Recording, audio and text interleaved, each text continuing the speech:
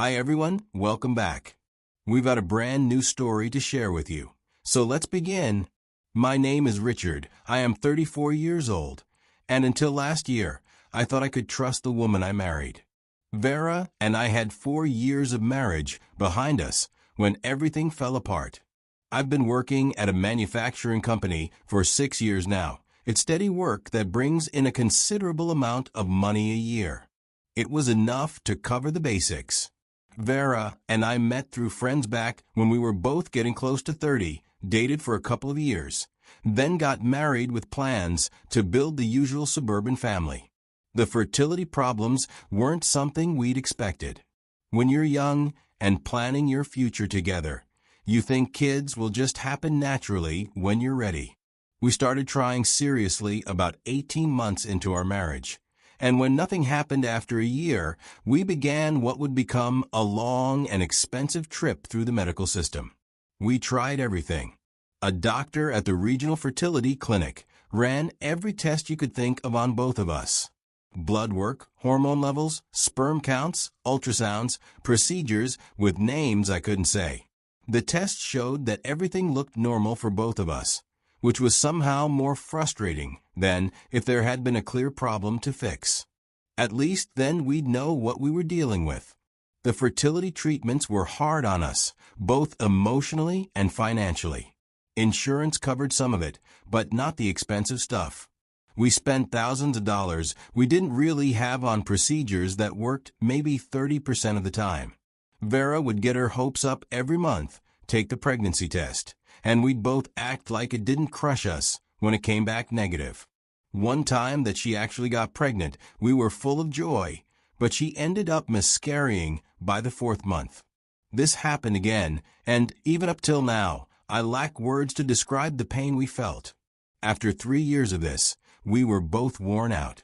The constant cycle of hope and disappointment was wearing us down, and the financial stress was putting a strain on our marriage that we didn't discuss directly, but both of us felt all the time. We'd fight about whether to try one more round of treatments or take a break. We'd fight about whose fault it might be, even though the doctors said it wasn't anyone's fault. We'd fight about whether we should look into adoption or just accept that we might not have kids. Every talk about our future felt loaded with disappointment and blame nobody wanted to say out loud. That's when, some months after our 3rd anniversary, my wife, Vera, talked to me about a wellness retreat. Her best friend, Rachel, had been talking about it for weeks. Rachel and her husband, David, had found this place in Colorado that did holistic fertility treatments. Alternative medicine, meditation, diet changes, stress reduction techniques. All the stuff that regular doctors dismiss, but desperate couples are willing to try when nothing else has worked. Rachel was convinced this retreat was going to be the answer to her own fertility problems. She and David had been trying to have kids for almost as long as Vera and I had, and they were just as frustrated with the regular medical approach. The retreat was supposed to last 2 weeks, with couples taking part in various workshops, treatments, and lifestyle changes designed to help natural fertility. Vera was excited about the idea in a way I hadn't seen from her in months. She'd been so disturbed by our recent failed attempts that she'd started talking about giving up entirely. The retreat meant hope again, a different approach that might work where everything else had failed. Rachel had presented it as something they could do together, 2 best friends supporting each other through this difficult process. But the timing was bad for me. We were in the middle of a major equipment overhaul at the plant, and I was working 6-day work weeks trying to keep everything running while new machinery was being put in and set up. Taking 2 weeks off during this time would have meant leaving my team shorthanded during the most important part of the project. My supervisor had already made it clear that they needed all hands for the overhaul. I felt guilty about not being able to go, but Vera understood the situation. She knew how important the extra overtime pay would be for us, especially after the money we'd already spent on fertility treatments. She also pointed out that the retreat was designed for couples, but they did accept individuals in certain situations. If nothing else, she could learn techniques and approaches that we could use together when she got back. So I told her to go. Rachel and David were good people, friends we'd known for years, and I trusted them to look out for Vera while she was there. The retreat cost $1,500, which was money we didn't really have to spare, but it was less than another round of IVF and might actually help where the medical treatments hadn't. Vera deserved the chance to try something different, especially if it might give us both a break from the constant stress and disappointment of the past few years. She left on a Thursday morning. I drove her to the airport to meet up with her friend and her husband. She had a new journal to track her experiences, a suitcase full of comfortable clothes for yoga and meditation sessions, and an optimism that reminded me of why I'd fallen in love with her in the first place. I kissed her goodbye and told her to focus on herself, not to worry about me or work or anything else back home. The first week she was gone, I threw myself into work. The equipment installation was going smoothly, and working long hours helped keep me from missing her too much. She called every day to check in, and she sounded good, relaxed. The retreat was in a beautiful location, with good instructors and other couples going through similar problems. My wife was learning about nutrition and stress management, taking part in group discussions about fertility and relationships, getting individual coaching on techniques we could use at home. During the second week, her calls became less frequent. When we did talk, she sounded different. Still positive about the experience, but more distant somehow. I figured she was just getting deeper into the program, focusing more on the work they were doing there. The whole point was to step away from normal life and focus on healing and getting ready for pregnancy. A little distance from home was probably a good thing. When the 2 weeks were supposed to end, Vera called to say they were extending the program. The instructors had offered an extra week of one-on-one coaching for people who were showing really good progress. It was an opportunity that didn't come up often, and both she and Rachel had been picked. The extra week would cost another $500, but Vera felt like she was close to some kind of breakthrough. I wasn't thrilled about the extra expense or the extra time apart, but I could hear the excitement in her voice. If the retreat was helping her feel hopeful again, it was worth the money and the inconvenience. I told her to take the extra week, focus on getting everything she could from the experience. She came home on a Tuesday afternoon, almost 3 weeks after she'd left. I picked her up at the airport, and she looked more relaxed. She talked constantly during the drive home about everything she'd learned, all the techniques and approaches we could try, the diet changes that might help, the stress reduction methods that had made such a difference for her. That first week back, everything felt different between us. Vera was more affectionate, more optimistic, more like her old self than she'd been since we'd started trying to have kids. We put into practice some of the techniques she'd learned: meditation before bed, diet changes, and specific supplements the retreat had recommended. For the first time in months, we weren't constantly focused on fertility and pregnancy. We were just enjoying being married again. I thought the retreat had been exactly what we both needed, even though I hadn't gone with her. 6 weeks after she returned, Vera came home from work with a pregnancy test in her hand. She was crying, but they were happy tears. After 4 years of trying, after all the medical procedures and disappointments and stress, she was finally pregnant. We held each other in our kitchen and cried together, just full of joy and gratitude. I called in sick to work the next day so we could go to a hospital together to confirm the pregnancy. The blood test results were clear. Vera was about 5 weeks pregnant, which meant she'd gotten pregnant right around the time she returned from a retreat. It felt like a miracle, like all the alternative treatments and stress reduction had finally allowed her body to do what it was supposed to do naturally. The first few months of the pregnancy went smoothly. Vera had minimal morning sickness, her energy levels were good, and every appointment showed that the baby was developing normally. We started making plans. After years of disappointment, we were finally going to be parents. I was working extra shifts whenever possible to save money for the baby. I was regularly working 50 to 60 hours a week, banking the extra pay for all the expenses that would come with having a child. When Vera was about 4 months pregnant, she started having problems with her phone. The screen would freeze up randomly, apps would crash, and text messages wouldn't come through consistently. It was an older model that had been giving us minor problems for months, but now it was becoming unusable. She asked me to take a look at it on a Saturday morning when I wasn't working. I've always been good with electronics and computers, and I've fixed similar problems with phones before. Usually, it's just a matter of clearing the cache, updating the software, or doing a factory reset if necessary. I was going through the settings menu trying to figure out what might be causing the problems when a text message notification popped up.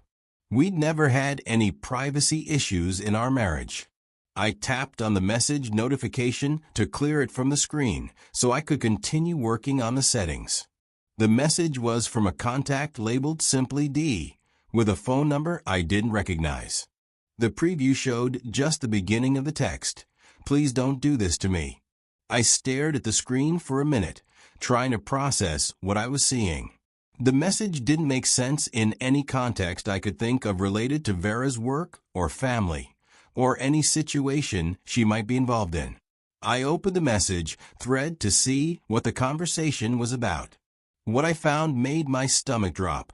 Months of text messages between Vera and this person, with the most recent ones being the most disturbing. The person, clearly a man based on the conversation, was begging Vera not to tell his wife that she was pregnant with his child. He was offering her money, increasing amounts over time, to keep quiet about their affair and the pregnancy. Vera's responses were cold and calculating. She wasn't asking for specific amounts, but she was making it clear that her silence had a price. She'd mentioned things like needing money for baby clothes, or how expensive it would be to raise a child as a single mother if her marriage didn't work out. The man kept sending larger and larger payments, and Vera kept the demands persistent.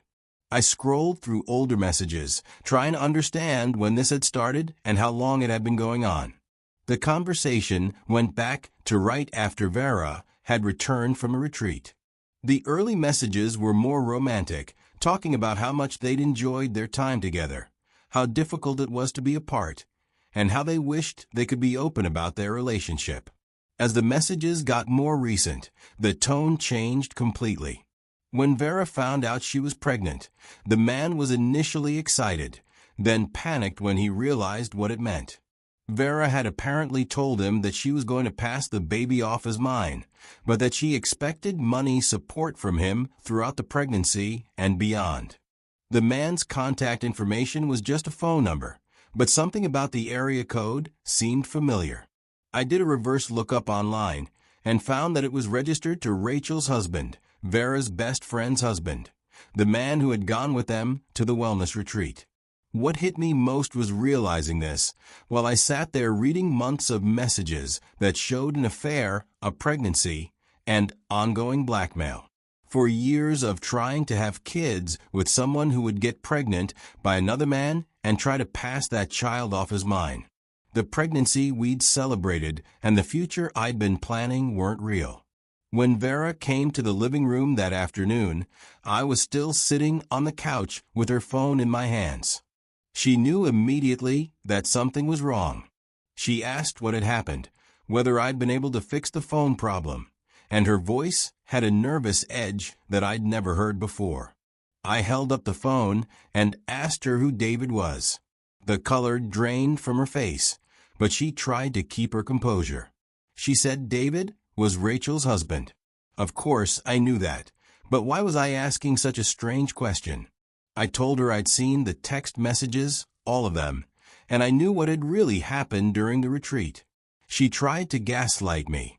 She claimed the messages were being taken out of context, that David was just a friend who was helping us financially during the pregnancy, and that there was nothing wrong about their relationship. When I read specific messages out loud, she said I was reading everything wrong. I asked her directly, "Is this baby mine?" She looked me straight in the eye and said, "Yes, of course it was mine. How could I even question that after everything we'd been through trying to have kids?" She accused me of being paranoid and suspicious, of looking for reasons to destroy our marriage just when things were finally going well. I asked her if she'd slept with David during the retreat. She didn't answer directly, just kept insisting that the baby was mine and that I was crazy to think otherwise. When I pressed her for a straight answer about the affair, she walked out of the room. That night, she slept in the guest bedroom. The next morning, she tried to act like nothing had happened, making breakfast and talking about a doctor's appointment later that week. When I brought up the fight again, she said we needed to move past this misunderstanding and focus on preparing for our baby. I told her I wanted a paternity test. She refused, saying it would be harmful to the baby and completely unnecessary since there was no question about who the father was. She accused me of being influenced, suggesting that I was having some kind of breakdown brought on by years of fertility problems and money pressure.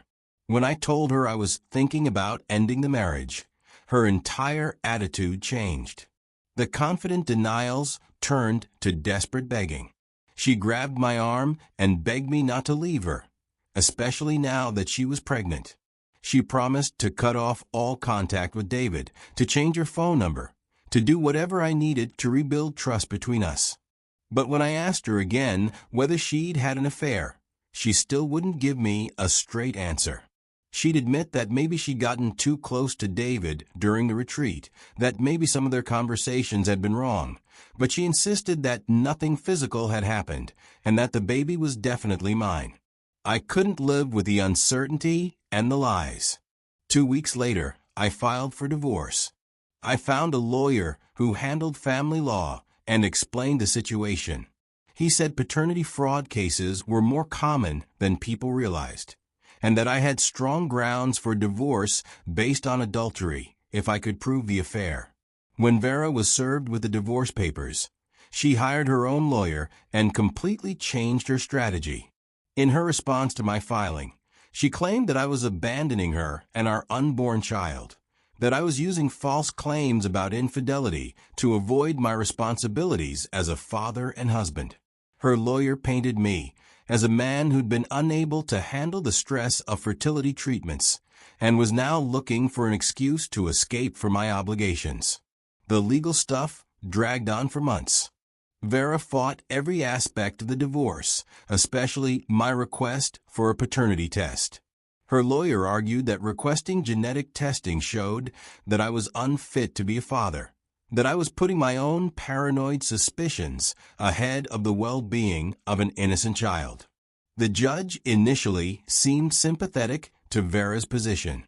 A pregnant woman whose husband was seeking divorce based on unproven claims of infidelity was a sympathetic figure in family court. My lawyer presented the text messages as evidence of an affair and blackmail, but Vera's lawyer argued that they'd been taken out of context and didn't prove anything definitive about the pregnancy. In the end, the court ordered a separation of assets, but delayed the final divorce decree until after the baby was born and paternity could be established for sure. Vera was awarded temporary possession of our house and spousal support during the pregnancy. I moved into a small apartment across town and waited. The baby was born many months after, a healthy girl. She was beautiful, and for a brief moment I allowed myself to hope that maybe I'd been wrong about everything, that this was actually my daughter and we could find a way to rebuild our family. The paternity test results came back 2 weeks later. David was the baby's father with 99.97% certainty. I wasn't the father of the child whose pregnancy had felt like a miracle after years of trying. With DNA proof of paternity fraud, my divorce lawyer was able to reopen the case and go after more claims. We sued Vera for causing me emotional distress and fraud. The court ordered her to pay back any money I'd spent on pregnancy stuff, canceled the support payments, and gave me the house back.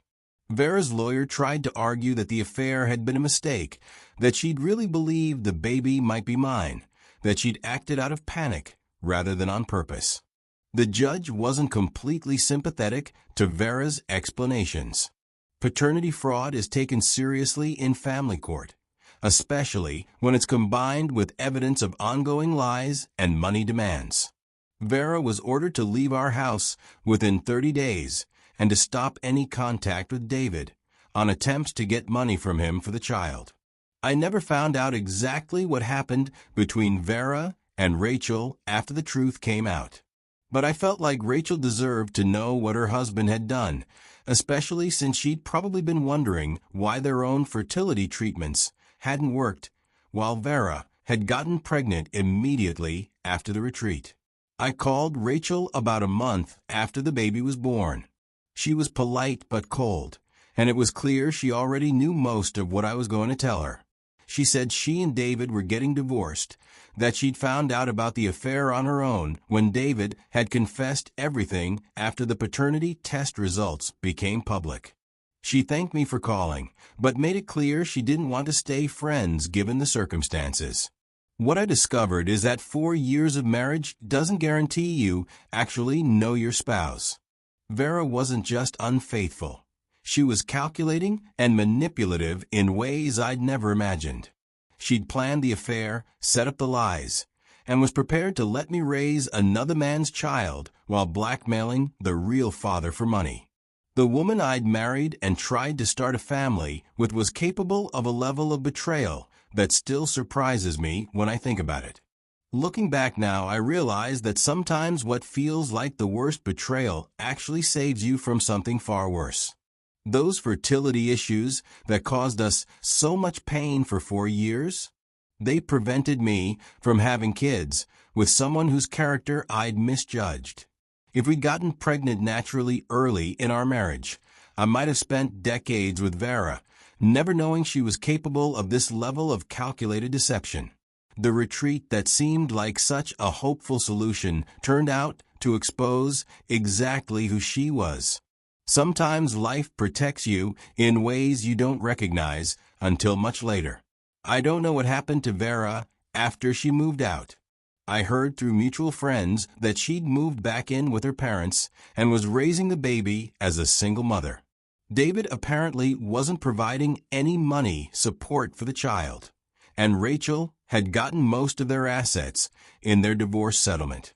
Vera's plan to get financial security through lies had backfired completely. As for me, I'm still single, still working, still living one day at a time. The house is quiet, but it's honest. I don't have to wonder what secrets are hidden in text messages or worry about whether the person sleeping next to me is the person I think they are.